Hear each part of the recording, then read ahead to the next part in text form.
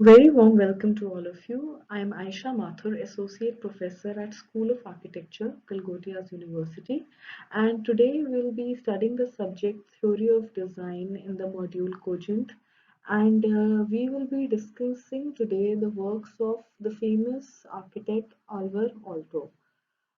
So previous lectures you have already discussed and learned about modernism movement, and Alvar Aalto was one of the pioneer architect in this movement. He was a leading character in shaping the international modernism, which is also known as international style of architecture that emerged in 1920s and 1930s. Not only we will be discussing his work in architecture, but he also played a very important role in designing modern furniture. So let's continue with the lecture and discuss the same. As for the prerequisites, firstly, one should have a basic understanding of the vocabulary of the building construction elements. We will be discussing in this lecture about the projects which we have done. So you should have a good knowledge of the features of the elements, its vocabulary, which is used in building construction elements. Secondly, you should have a good grasp over the concept of modernism movement, which we learned in the previous lectures. So, if you don't know about modernism, you will not be able to draw the parallels between the features of this movement and the works done by Oliver Otto. So, it is very important. Thirdly, you should have some kind of knowledge about organic architecture also. It is a very common term which we use, and you should have some kind of information on the same. Then, fourthly, one should have a critical thinking and analytical approach for understanding the design. And lastly, you should have some knowledge about the furniture design, as Alvar Aalto was equally involved in designing furniture, and he was not only restricted to architecture. So we will be talking about furniture styles also. So having some kind of knowledge on this will be helpful. So in this lecture, the objectives have been kept very brief. Firstly, I will be giving you a short introduction about Alvar Aalto, where he belonged and where he studied. Basically, a brief background on what really led to the designs which he made. Then we will be talking about his design philosophy. We all know that he is renowned architect of the modernism movement. But then he believed in the notion that human emotion and natural forms could be used as a source of organic architecture, and design should be basically remain rationally and structurally modern. So combination of both these things. Then thirdly, we will talk about his famous works or his projects which he has done, and then we will talk about furniture design. So about the chairs and tables which are famous, his designing process, what led to his modern day designing furniture, and lastly, this is the main objective. See, we will be discussing about one good project which he has done, and I've taken the project Villa Maria. So I will be explaining you this project in detail, and then you will get to understand about his design approach and his design philosophy in a much better way. Oliver Aalto's full name was Hugo Oliver Henrik Aalto, and he was born on 3rd February 1898. He was a Finnish architect and a designer, as well as a sculptor and a painter. And he regarded himself as an artist, and he saw paintings and sculptures as the branches of tree whose trunk is architecture. So you can see that in his thought process only he is almost combining art, sculpture, and architecture together. He studied architecture in Helsinki, and he got inspired by culture of Mediterranean. and his work included architecture, furniture, textiles, and glassware. His father was he was also known as the father of bentwood furniture. His designs were considered as Scandinavian modern. We will be discussing on these 2 points later on when we will be talking about his furniture design. Jayavaskayala would become a notable city for his architecture, with more building designed by him than any other city. So in this city, he was the prominent architect, and as a designer, he was celebrated as the inventor of bent plywood furniture. So, when his career began, there was a rapid economic growth and industrialization in Finland going on during that time. It was almost the 20th century, and many of his clients were industrialists, and his career almost spanned from 1920s to 1970s. So you can see that his work spanned for almost 50 years. That's a huge time. And in this during this time, his styles reflected in his work, and the styles ranged from classicism in the early work, and to, you can say, international style modernism during the 1930s, and then he came on to a more organic approach in the 1940s onwards. Moving on to his design philosophy, as we have been talking about that he has been a part of the modern movement of architecture, but he created his own style from a interpretation of modernism and focused on the local materials and functionality.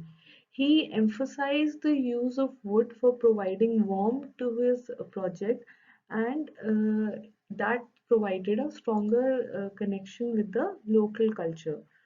So here we'll see that there were four major things which were a part of his design philosophy. First was Nordic classicism. So it was a style has been a reaction to the previous dominant style of national romanticism in the late 1920s. So Nordic classicism was basically a style that briefly blossomed in the Nordic countries. The Nordic countries were the Sweden, Denmark, Norway, and Finland between 1910 and 1930s. Nordic classicism was regarded as a mere interlude between the two much better known architectural movements known as National Romanticism and which was running almost parallel to Art Nouveau and Functionalism. So you can say it was Nordic classicism was a combination of these two movements. Then second thing which he focused on was functionalism. So as the word suggests, it dictates the outward usage of form without any regard to traditional conceptions of symmetry, proportions, etc. So again, functionalism is the principle that buildings should be designed basically uh, based on solely on the purpose and on the function of the building. Functionalism in architecture, the doctrine is that the form of the building should be determined by practical considerations such as use, material, the structure of the building, as distinct from the attitude that plan and structure must conform to a preconceived picture in the designer's mind. So you can see here in the picture also that the windows in here, they are not in proportion as compared to the previous forms where they were placed uh, almost at equal distance to each other. It is not in this case. This is the symmetry and proportion is not being used here. Then thirdly, he used humanistic modernism. It is the view of the machine age as dehumanizing, and it is believed that it harmed the social relationship of human and its human worth. So, human value was he valued human life in architecture. That was his main agenda here. Then, lastly, he focused on bioarchitecture. So he was always influenced by nature. As he lived in Finland, there were a lot of forests and lakes around. So he got his inspiration from there. He basically cared about the natural materials and insertion of buildings in a very natural environment and giving it a good climatic conditions such as good sunlight and natural lighting. So, summing up his design philosophy in simple words, firstly, we'll say that he was influenced by nature and organic material. So, here you will see a very famous example of Villa Maria, which we will be talking about later as well. You can see all wood here, and he almost replaced metal and used wood in most of his furniture. Also, he designed vases with curvilinear bases and straight sides. So we have not yet discussed about his furniture design, but then again, we will be coming down to this point as well. Then, with his designs and forms, he changed the course of design toward organic modernism. And you will see here again, this was a town hall which he designed. You can see nature is being made a part of this building. Then the beauty of his work is hidden in the design approach of functionalism. So this is a hall in Finland, and again you will see very functional the way that he has placed the windows, way the form is, and to organic he based his designs between man, nature, and buildings. He coordinated these three components and created a synthesis of life in material form. So now I'll show you and we'll talk about a few of his famous projects which he has done. So here you can see that he designed a workers club in 1924 in Jyväskylä in Finland, and his style was Nordic classical. In the previous slides also I talked about the four points which he tried to four styles which he tried to cover in his design philosophy. So this is one of them, Nordic classical. Then secondly, Otaniemi Technical University in Otaniemi, Finland. The style here was a very international approach.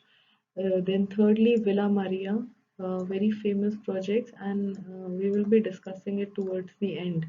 And I will be showing you a video of the same also. This was built in a modern style. Then Paimayo Sanatorium in Finland. This was based on a very functional approach.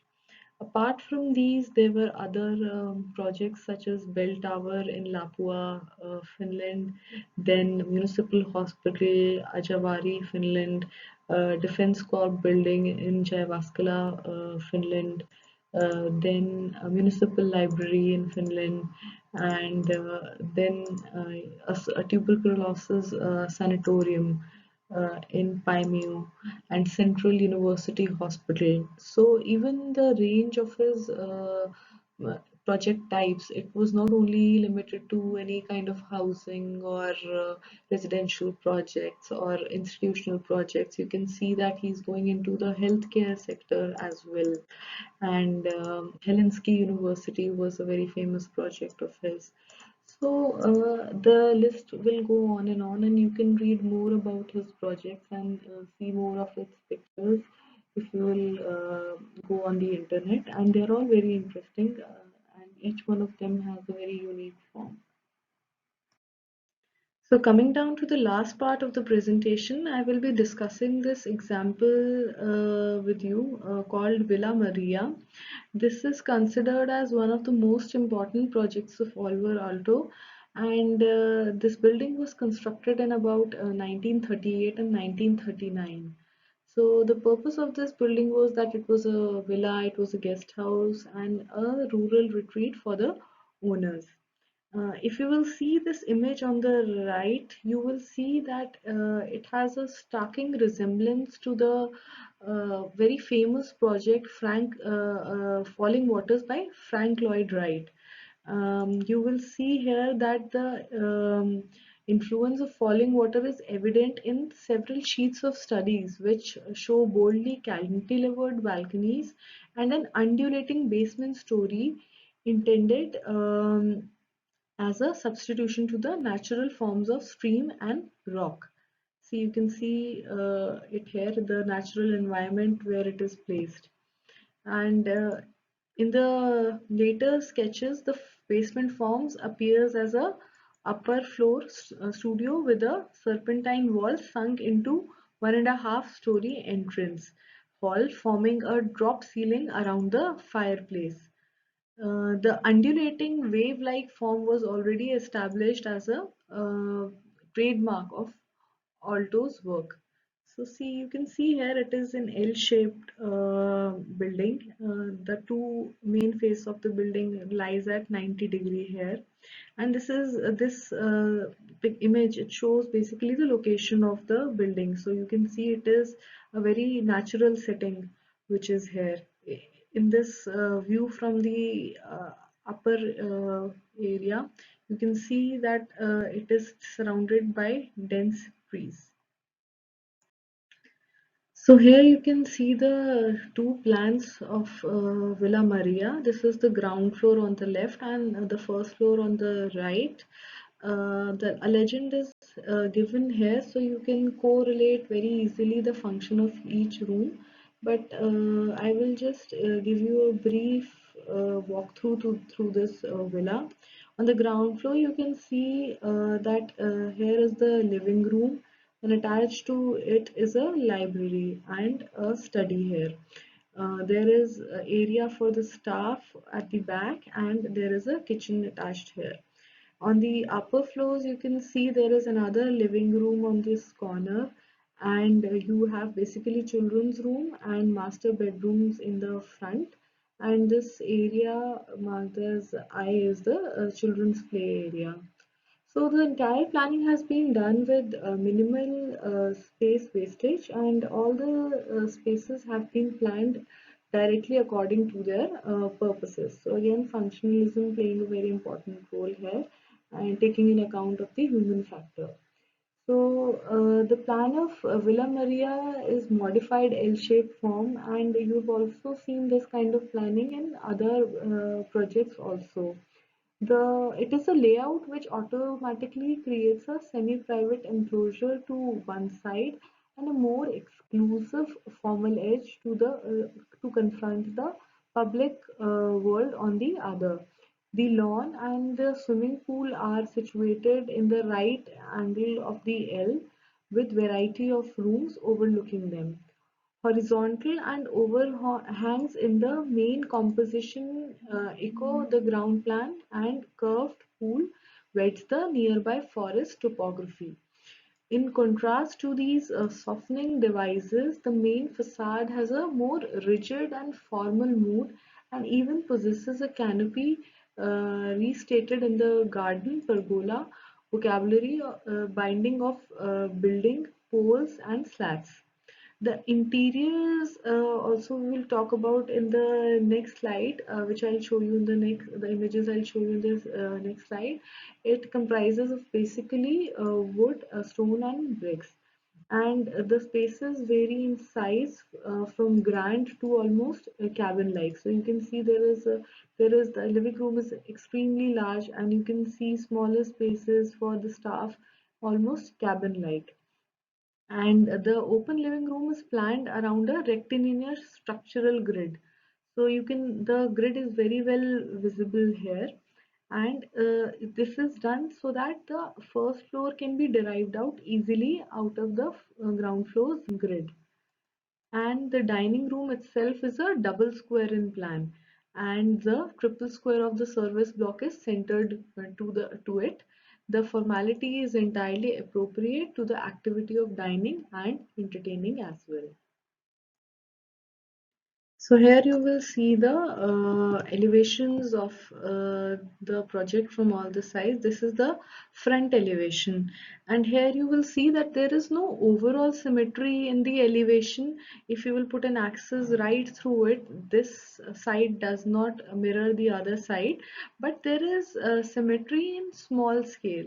So see, these all these windows are almost symmetrically placed to each other, and the symmetry is very well visible in the forms.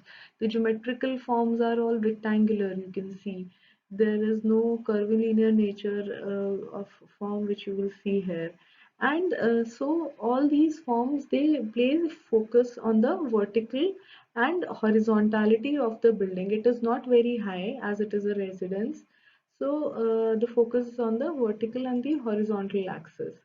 And you will see that the flat roof of the dining room is extended to form a covered terrace which connects with the irregular roof of a small timber sauna.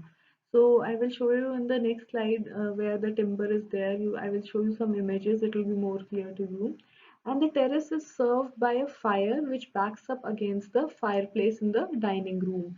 So he has taken care of the function that one fire function is coming over the other. And over the rustic stone staircase and the wooden deck, the roof is placed. The angle of the stair determines the line of the plaster which rises diagonally across the fire to level out the door. The same angle is continued outside in the fluence which connects at the first floor level to the service wing, a typical example of rigorous formal integration of the alto's seemingly willful manipulation of form. The rectangular pier at the end of the terrace is another example, of how what he does with the open planning. You can see the piers here, and you can see the nature flowing through the building. Again, very resembling the falling waters done by Frank Lloyd Wright. So here you can see a few views of Villa Maria. This is the first image shows the front view, which is the northwest elevation. Here, this is the inner part of the L you can see here. And on this right side, you can see the garden along with the swimming pool, basically the landscape of the entire site. Then this picture shows the rear view of the project, and this is the southeast elevation. So basically the services were placed here like kitchen or the area for the staff, and this is the side view of the project, and this is the south elevation. This is in the south. So this is mostly cladded with wood, as you can see. So in contrast to these shapes giving some softness to the overall structure, you will see, you can make out in these images that the main facade is rigid and formal. And there is even a canopy repeated in the garden with pergola incorporating the vocabulary of the assembly with studs, lats, and fasteners. The interior is subtly played with wood, stone, and bricks, and the spaces have different dimensions, ranging from very generous spaces, big spaces, to place like cabins. So that this cabin-like concept which he was talking about earlier, this is also very well visible in the elevation. Also, you can see the use of wood and the lats and the studs. It is there in the elevation. So it is a mix of both the things. So these are the exterior features. You've already seen them in the previous video. Again, this teak-clad living room and shallow balconies have been created, to because of these projections, and This is the bedroom, the master bedroom you can see on the first floor. Then the bedroom windows, which I also showed you in the video, these are at an angle also. So this is one reason is for the light, and the other reason is the view. So this is the main entry. So one can just view it from here that who is approaching. So through the forest side. Then the main entrance to the door is approached by two-level canopy supported by a compound timber column and screened by miniature a forest of poles. So again, to give it a very foresty look, the entire entry is designed in such a way. You can see the landscape is also very well merging with the entrance. It is trying to connect the forest and the site on which the building is placed. And lastly, coming down to the interior features here, you can see in this image that the main staircase is inspired by Japanese bamboo screen. So this whole screen which is made here, it resembles a very Japanese look, because if you are aware of Japanese architecture, you will find there also that they use a lot of wood, and this kind of pattern is mostly found in Japanese architecture. Then in the second image here below this, you will see that the fireplace forms a strong visual and symbolic focus. So this is not here only for functioning or heating up the house. It has a sculptural element to it as well. Then these rattan wrapped columns, these columns you see here. So rattan is a palm which grows in that area. So they continue to evoke the Finnish forest. So this again resembles the forest which is there. So again he's trying to bring out what is there out in the nature inside the house, thus making a very strong connection with the exteriors. In this image you will see again these vertical poles. So another function of these poles is that it is not only for sculptural or structural element, but they help to divide the space into different areas. His planning was very open, so all that is there were these columns. So they divided basically your living area and dining areas or service areas such as staircases. So again, these the screening were done by these vertical poles. Then lastly, you will see that to enter this inner sanctum in this image, the columns are made to resemble tree trunks. So again, a very